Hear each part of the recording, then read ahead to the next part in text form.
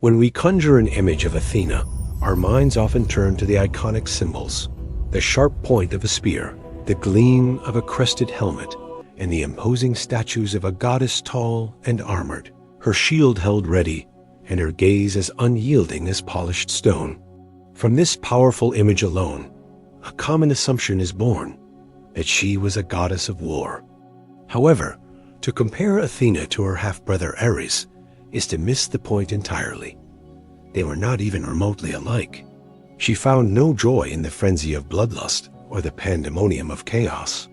She did not shriek across the fray, intoxicated by the carnage. Athena was composed, methodical, and acutely focused. Where Ares embodied the raw fury of conflict, Athena embodied its strategy, the tranquil mind at the very center of the storm. But even this understanding barely grazes the full scope of her being, because she was far more than a deity of warfare. She was the chosen patron of great cities, the steadfast guardian of law, and the divine spark that ignited both invention and craftsmanship. Her dominion extended over justice, wisdom, diplomacy, and intelligent design. In essence, she was a divine architect of civilization itself. Athena championed the power of the intellect, not merely as a tool for fighting, but as a force to build, to govern, to educate, and, only when absolutely necessary, to defend. Her myths do not always depict her as kind or gentle, but they consistently portray her as something far more significant: necessary. This, then, is the chronicle of Athena goddess of profound wisdom, brilliant strategy, and disciplined warfare. She was a guardian to heroes, a formidable adversary to the arrogant, and a divine force who molded the narratives of myth and the course of history more profoundly than nearly any other deity on Mount Olympus. Athena did not enter the world in the way most divinities did. For her, there was no cradle, no embrace from a mother, no tender welcome into the grand halls of Olympus. She made her entrance with a clap of thunder. Her tale originates long before her own birth, with Medusa, the first consort of Zeus and the Titaness of wisdom, cunning, and profound thought. Ancient prophecies foretold that Medusa was fated to bear children who would surpass their father in power. Terrified by this prediction, Zeus took a radical measure. He did not slay her. Instead, he consumed her whole, believing he could imprison her power and prevent the prophecy's fulfillment. But destiny is not so easily thwarted. Medusa endured, living on within him. And there, in the very core of the king of the gods, she began to craft someone. A daughter, a being forged from intellect and fortitude, from clarity and immense power. Then one day, Zeus began to feel an agonizing torment. The pain inside his head escalated into an unbearable, blinding pressure that not even the supreme ruler of the gods could endure. In his desperation, he summoned Hephaestus, the divine blacksmith, and commanded him to split his skull open with an axe. From that divine wound, Athena sprang forth fully grown, completely armored, with a shield in one hand and a spear in the other, her battle cry reverberating across the heavens. There was no childlike naivety, no hint of uncertainty. She was born in absolute command of herself, the perfect embodiment of wisdom, order, and the sharp clarity of pure reason. Unlike the other gods, who were molded by their experiences and their pasts, Athena seemed to arrive already whole, forged like a weapon from thought itself. Some later poets interpreted this birth as a symbolic allegory, a metaphor for the mind's capacity to generate new ideas, sudden insights, or razor-sharp logic. But to the ancient Greeks, this was a divine reality, a literal act of creation that distinguished Athena as entirely unique among the Olympians. She was not the offspring of love or passion, but of foresight and fear, a direct product of strategy and the will to survive. And from that moment forward, she would stand at Zeus's side, not merely as a daughter, but as his most trusted and indispensable advisor. Athena's presence on Olympus was utterly unmistakable. She lacked the soft features of Aphrodite and the untamed spirit of Artemis. she emanated neither seduction nor chaos. Instead, she stood tall, resolute, and unwavering. She wasn't beautiful in a delicate sense, but rather striking, powerful, and commanding. Most often, she was depicted in full battle attire, a lustrous bronze breastplate, a crested helmet drawn low over her brow, and her spear perpetually within arm's reach. Her shield, the legendary Aegis, fringed with golden tassels and emblazoned with the terrifying head of Medusa, was more than just an instrument of war. It was a symbol of divine protection and absolute terror. To gaze upon it was to feel one's courage evaporate. Beyond her armor, other symbols were intrinsically linked to her image. The owl, with its wide, perceptive eyes, was often seen perched at her side or carved into the architecture of her temples, representing her wisdom and keen perception. The olive tree, her sacred gift to the city of Athens, frequently appeared beside her as a token of peace and lasting prosperity. Her expression was typically calm and controlled, rarely breaking into a smile or a scowl. It was the face of someone who could either conclude a war or prevent one from ever starting with the same composed and steady hand. Athena was often referred to by the epithet Parthenos, which means the virgin. But for the Greeks, this term signified more than just sexual purity. It meant she was independent, untouched, and unclaimed. She was beholden to no man and took no consort. Her will and her being were entirely her own, unswayed by desire or the expectation of submission. Artists and sculptors rendered her with strong cheekbones, intelligent eyes, and an expression of perpetual readiness. She did not lean or recline in their depictions. She stood as if always prepared to act or to pass judgment. Her very image evolved into a political symbol, rational, orderly, and incorruptible, a model for city-states and philosophers to emulate. And when mortals saw Athena, whether in their dreams or on the battlefield, they never mistook her for anyone else, because no other being could ever look like that. Athena's position within the Greek pantheon was both secure and complex. She was the daughter of Zeus alone, having been born without a mother. Despite this, she carved out a sphere of influence among the Olympians that few could ever hope to challenge. Zeus showed her a level of favor that perhaps exceeded that of any of his other offspring. She was more than just his daughter. She was his confidant, his chief strategist, the one who spoke with reason when others descended into shouting and who listened intently while others were lost in their schemes. She stood at his right hand, offering counsel on critical matters of war, law, and diplomacy. Unlike her half-brother Ares, Athena was not erratic. She was dependable, efficient, and invariably thinking several steps ahead of everyone else. She had no husband, no children, and no romantic entanglements. While other deities frequently fell prey to their passions, Athena remained aloof. Her loyalty was not pledged to bloodlines or lovers. It was bound to principles, to order, justice, and the advancement of civilization. This is not to say she was without deep connections. Among mortals, Athena forged powerful alliances with heroes. She guided Perseus on his quest to slay Medusa, offered invaluable counsel to Heracles during his labors, and stood faithfully by Odysseus throughout his long, arduous journey home. She didn't just bestow divine favor upon them. She mentored them, teaching them how to think, adapt, and ultimately survive. Her alliances were not confined to mortals. She often collaborated closely with Apollo, another god associated with reason and intellect. Together, they represented a kind of enlightened equilibrium, light and strategy, prophecy and logic. But not all Olympians welcomed her so openly. Her rivalry with Poseidon was particularly fierce, especially concerning matters of territory and honor. The most renowned of their conflicts was the contest for Athens, where each deity presented a gift to earn the city's devotion, a story for a later chapter. She also stood in stark opposition to Ares, the god of war's bloody, lustful, and chaotic aspects. Where he embodied war's brutality, she personified its tactics. Where he fought with raw emotion, she fought with clear-headed precision.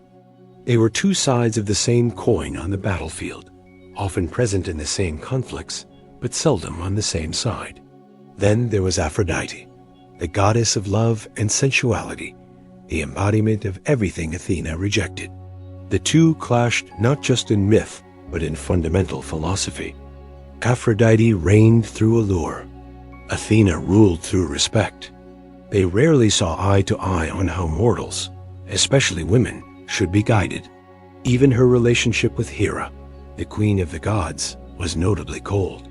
Although both were powerful and proud goddesses, they rarely cooperated unless it directly served their individual ambitions.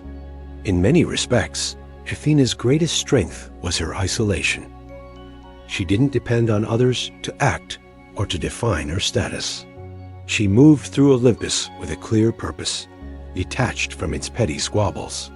And when alliances became necessary, she chose them with meticulous care.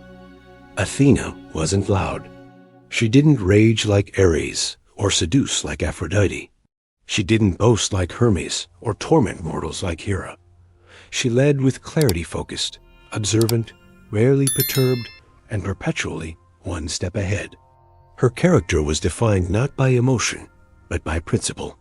She valued wisdom, but not the abstract kind found by reading ancient scrolls or reciting riddles.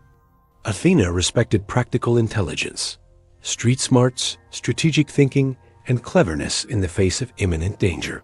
Whether in war, politics, or the challenges of daily life, she championed reason over impulse, order over chaos, and justice over vengeance. Her symbols were a direct reflection of these domains: the owl for wisdom, the olive tree for peace, and prosperity, the aegis for divine protection and terror, and her spear and helmet for readiness and authority. Despite her immense power, Athena was not a goddess of fate or magic. She didn't bend the world to her will through supernatural force. Instead, she guided it toward better decisions. She didn't intervene with brute strength. She offered counsel. To some mortals, this made her seem distant. To others, it made her the most trustworthy of all the gods.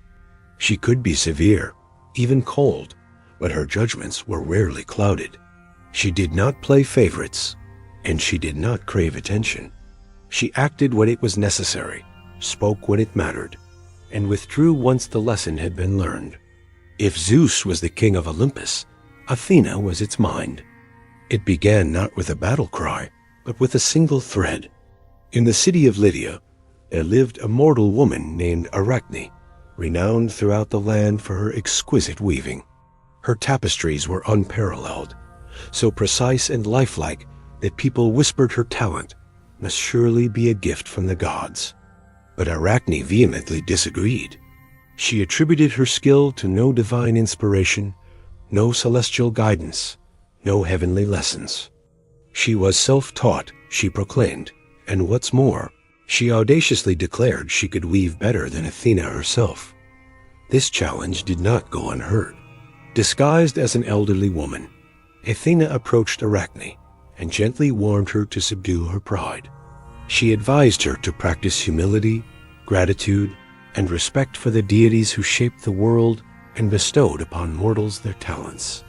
But Arachne remained resolute. She did not waver, nor did she hesitate. She doubled down on her claim. If the goddess of wisdom wished to test her, she said, then let her try. And so, Athena revealed her true form. The disguise vanished. The warning ceased.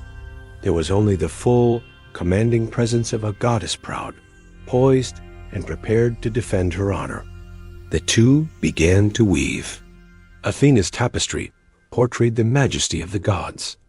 Her father Zeus seated on his throne, Poseidon churning the seas, and herself standing victorious in the contest for Athens. Along the borders, she wove scenes of mortals who had dared to defy the gods and the grim punishments they consequently received. Arachne, on the other hand, selected a very different theme. She wove the imperfections of the gods, their betrayals, their scandals, the moments when the Olympians abused their divine power, focusing particularly on the numerous seductions and deceptions carried out by Zeus. Her craftsmanship was perfect, flawless in technique and audacious in its subject matter. And when Athena beheld it, she was overcome with fury. Not because the work was shoddy. It wasn't. It may have even surpassed her own. She was enraged because Arachne was right, and was utterly unafraid to display that truth. Athena ripped the tapestry to shreds. Then, in a rare display of divine wrath, she transformed Arachne into a spider, cursing her to weave for all eternity in silence. Yet even in this act of punishment, Athena did not utterly destroy her. Arachne was not reduced to ash. She was changed, and her name would live on, forever linked to her craft. It was a harsh lesson, but a revealing one. Athena didn't demand blind obedience, but she did demand respect, not just for herself, but for the fundamental order the gods upheld. And when mortals dared to cross that line, she reminded them of it, thread by thread. It remains one of the most misunderstood and haunting myths in the entire Greek canon.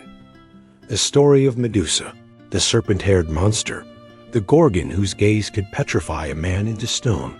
But before she became a monster, she was a woman. And before she was cursed, there was Athena. In the older versions of the myth, Medusa was a beautiful mortal priestess who served in Athena's temple. She was devout, chaste, and honored the goddess through her dedicated service and worship. But then, Poseidon intervened. Depending on the telling, Poseidon either seduced or assaulted Medusa within the sacred confines of Athena's temple, a desecration of hallowed ground that could not go unpunished. Yet, rather than directing her wrath at the sea god, Athena turned it upon Medusa. She transformed the young woman as beautiful hair into a nest of venomous serpents and cursed her with a gaze that would turn any who looked upon her to stone. Some interpret this as an act of cruel punishment, with Athena unjustly blaming the victim. But others, particularly in later analyses, propose a different reading, that Athena's curse was, in fact, a form of protection. It was a way to shield Medusa from ever being harmed again. No man could ever touch her. No god could ever overpower her. She would never again be vulnerable. Nevertheless, Medusa was exiled, isolated, and feared. Eventually, she was hunted by the hero Perseus, who carried Athena's own polished shield, the Aegis, which allowed him to view Medusa's reflection without being turned to stone. It was Athena's divine guidance that made the slaying of the Gorgon possible. But the story did not conclude there. After Medusa's death, Athena affixed her head to the Aegis itself, transforming the shield into a terrifying weapon of fear and power. The image of Medusa once immortal, then a monster, would live on as a potent symbol of protection, vengeance, and divine wrath. The myth remains controversial, debated by scholars and storytellers for centuries. Was Athena cruel? Was she just? Was she upholding sacred law? Or was she taking out the failings of a fellow god on a mortal scapegoat? We are not given a simple answer, but the story endures layered, tragic, and unforgettable. And Athena's role within it serves as a stark reminder that even the goddess of wisdom does not always act with kindness. Sometimes she acts with purpose, and sometimes that purpose leaves scars. Long before Athens rose to become the shining jewel of ancient Greece, it was merely a nameless city nestled by the sea. Its people were proud, its location was strategic, but its future remained uncertain. That is, until two powerful Olympians set their sights upon it. Poseidon, lord of the sea, and Athena, goddess of wisdom and war, both coveted the city for their own. But only one could be its patron deity.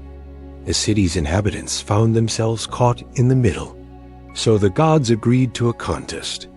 They would each present a gift, and the citizens would choose which one was more valuable. Poseidon went first. With a mighty strike of his trident against the Acropolis rock, He brought forth a spring of water, a dazzling and dramatic display of his power. But when the people tasted the water, they discovered it was salt water, undrinkable, and of little practical use for a city on land. Then Athena stepped forward. She planted something humble, an olive tree. There was no thunder, no crashing waves, just roots taking hold in the earth and branches reaching for the sky. Yet this gift was profoundly practical. Olives could be eaten, pressed into oil for cooking and lamps, used for medicine, and even serve as fuel. The tree symbolized peace, prosperity, and long-term, sustainable growth. The people chose wisely. The city was named Athens in her honor. Poseidon, enraged by this rejection, flooded the surrounding lands in retaliation. But Athena stood firm. She became the city's protector, guiding it not with storms and threats, but with culture, governance, and ingenuity. Her temple, the Parthenon, would later be erected on the Acropolis, its very architecture a testament to her enduring influence. It is said that the original olive tree she planted still stands on that hill today. This was more than just a story about gifts. It was a parable about what kind of power truly endures. Poseidon offered spectacle. Athena offered sustainability. And by choosing her, the people of Athens declared the kind of future they desired. One rooted in wisdom, not just wonder. The house of Atreus was cursed, a bloodline steeped in betrayal, vengeance, and unspeakable tragedy. At the very heart of this curse stood a man named Orestes, the son of Agamemnon and Clytemnestra. His story was born from bloodshed. When Agamemnon returned home from the Trojan War, he was murdered by his wife, Clytemnestra, and her lover, Aegisthus. Years later, Orestes came back to avenge his father's death, and in doing so, he killed his own mother. It was an act of vengeance. It was a form of justice. But it was also matricide, one of the most heinous crimes in the ancient world. And so, the Furies came for him. These ancient spirits of retribution hunted Orestes relentlessly, tormenting him with relentless madness. No temple could offer him sanctuary. No god could silence their wrathful cries. Orestes was ensnared, torn between his duty to avenge his father and the profound guilt of murdering his mother. In his desperation, he turned to Athena. She did not dismiss the pleas of the Furies, nor did she declare Orestes innocent by her own authority. Instead, she did something truly revolutionary. She established a court on the Areopagus Hill in Athens. Athena assembled the very first jury, a council of citizens tasked with weighing the evidence and delivering a verdict. The Furies argued that a mother's blood could never go unanswered. Orestes' defense, guided by the god Apollo, contended that his act was justified, that the bond between a father and son superseded the bond between a mother and child. The jury was divided. When the votes were tallied, the result was a tie. It was Athena who cast the deciding vote in favor of mercy. She absolved Orestes, thereby ending his torment. But she did not banish the Furies. Instead, she transformed them from vengeful spirits into the Eumenides, or the kindly ones. They would no longer pursue blood for blood, but would instead become guardians of justice and moral order. This was a pivotal moment in mythology and in the very concept of civilization. For the first time, divine vengeance yielded to civic law. Retribution was replaced by reason, and Athena, in her infinite wisdom, revealed to the world a different kind of power. Not the power to punish, but the power to judge. The Trojan War was not simply a clash of mortal armies. It was a divine chessboard, and Athena had her hand on nearly every piece. Her involvement began long before the first spear was ever thrown. At the wedding of Peleus and Thetis, the goddess Eris, uninvited and bitter, tossed a golden apple among the guests, inscribed with the words, "To the fairest." 3 goddesses stepped forward to claim it: Hera, Aphrodite, and Athena. All 3 believed they were deserving, All three demanded the prize. A mortal prince named Paris was chosen to be the judge. Athena offered him power and wisdom in war, promising unmatched glory in battle. Hera offered him political dominion, the rule over all of Asia. Aphrodite promised him love specifically, the love of Helen, the most beautiful woman in the world. Paris chose Aphrodite, and that single decision altered the course of history. Athena did not forget the slight. When Helen was taken to Troy, igniting the war between the Achaeans and the Trojans, Athena championed the Greek cause. Her motivation wasn't just vengeance. She viewed Troy as an arrogant, corrupt city that was destined to fall. Throughout the decade-long war, she became the mind behind the Greek muscle. While Ares reveled in pure bloodlust, Athena favored precision, discipline, and victory achieved through strategy. She personally guided warriors like Diomedes, who was granted the rare ability to perceive gods on the battlefield. With Athena's assistance, Diomedes wounded Aphrodite and even struck Ares himself. She stood beside Achilles, the spearhead of the Greek army, whispering clarity into his moments of blinding rage. She brought reason when chaos threatened to boil over, pulling both gods and mortals back from the brink. But Athena was not above retribution. When Ajax the Lesser desecrated her temple during the sack of Troy by dragging the priestess Cassandra from her altar, Athena's response was swift and furious. She cursed Ajax's journey home, ensuring his fleet would be scattered by storms, and that his death would be slow and ignoble. To Athena, war was never a sport. It was never for pride. It was a test of strategy, loyalty, and restraint. And those who failed that test paid a heavy price. Among all the mortals Athena guided, protected, and championed, Odysseus stood preeminent. He wasn't the strongest of the Greek heroes, nor the fiercest or the most traditionally noble. But he was clever, calculating, and cunning in a way that didn't rely on brute force, but on timing, restraint, and profound insight. In other words, he reminded Athena of herself. Their unique bond truly solidified during the Trojan War, where it was Odysseus who conceived the idea of the Trojan horse, a masterstroke of deception that finally brought the long war to an end. While others were hacking their way through enemy lines, Odysseus played the long game, and Athena deeply approved. But it was in the aftermath of the war that their connection was truly forged. Odysseus's journey home, the epic tale of the Odyssey, was a brutal gauntlet of curses, monsters, temptations, and divine grudges. And through it all, Athena, more than any other god, was the unseen hand guiding him.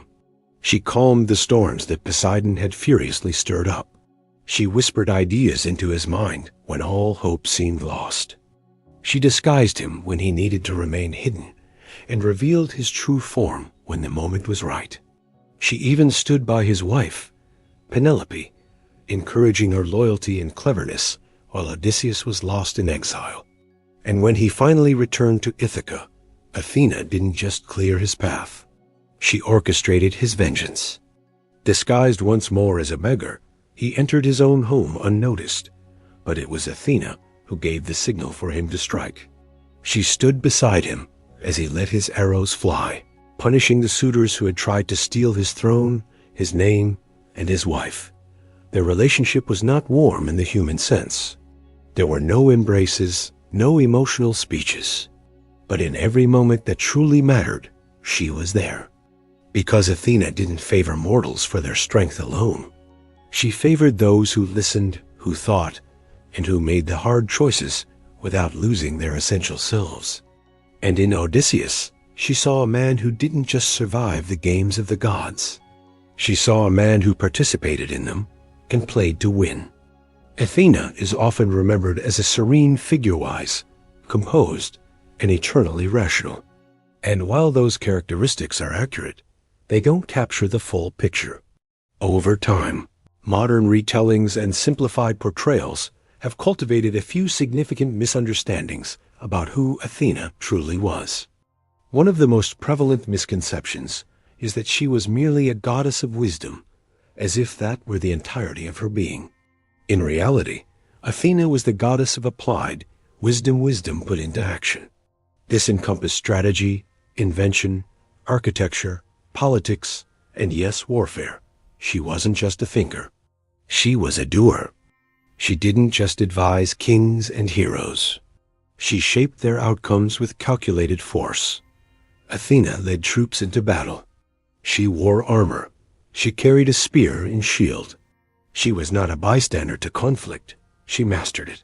Another frequent misunderstanding is that Athena was cold or emotionally detached. It is true that she eschewed romance and never took a lover, but that is not to say she was incapable of care. Her form of love was different. She was a mentor, a protector, a silent guardian. She stood by heroes like Odysseus and Perseus, not out of passion, but out of belief in their potential and in the values they represented.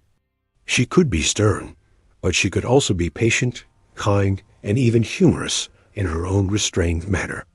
Modern retellings, especially those that fuse Greek mythology with Christian or horror tropes, sometimes cast Athena in a negative light, portraying her as overly punitive or jealous.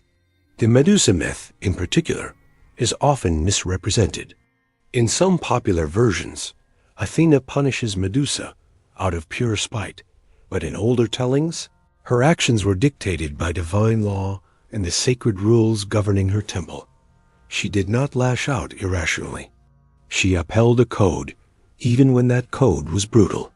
Athena has also been depicted as anti-woman, due to her status as a virgin and her occasional siding with men over women in disputes. But this, too, is a distortion. Athena did not reject womanhood. She represented an alternative path for women in a deeply patriarchal world, one of independence, authority, and power that did not require definition through love or motherhood. In the end, Athena was not flawless. She could be rigid and unforgiving. She did not always extend mercy, but she was never petty or senselessly cruel. Everything she did stemmed from a place of balance, from the immense weight of duty, justice, and clarity. She wasn't just the goddess of wisdom. She was wisdom with a spine. In a pantheon crowded with thunder and fire, with chaos and passion, Athena stood apart. She never screamed for attention. She didn't chase after adoration or pursue vengeance for its own sake. She was not driven by hunger, lust, or rage. Her power was derived from stillness, from observing longer, thinking deeper, and choosing her moments with unerring purpose. She was the one the heroes sought when brute force was not enough, the one who whispered strategy when others roared for blood, the one who could end wars with a single word or win them with a brilliant plan. Athena never felt the need to dominate. She had no need to prove her worth through destruction.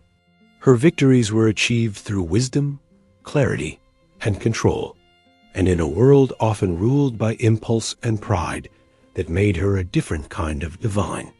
She was a protector and a punisher, a mentor and a warrior, a virgin and a mother figure. She was complex, at times distant, at other times fiercely involved, but always measured, always intentional. Where other gods demanded loyalty, Athena earned respect. And long after the temples crumbled and the old hymns faded into silence, her symbol, her wisdom, and her name endured. This was Athena, daughter of Zeus, born of pure thought and armored in reason, the goddess who chose mind over muscle.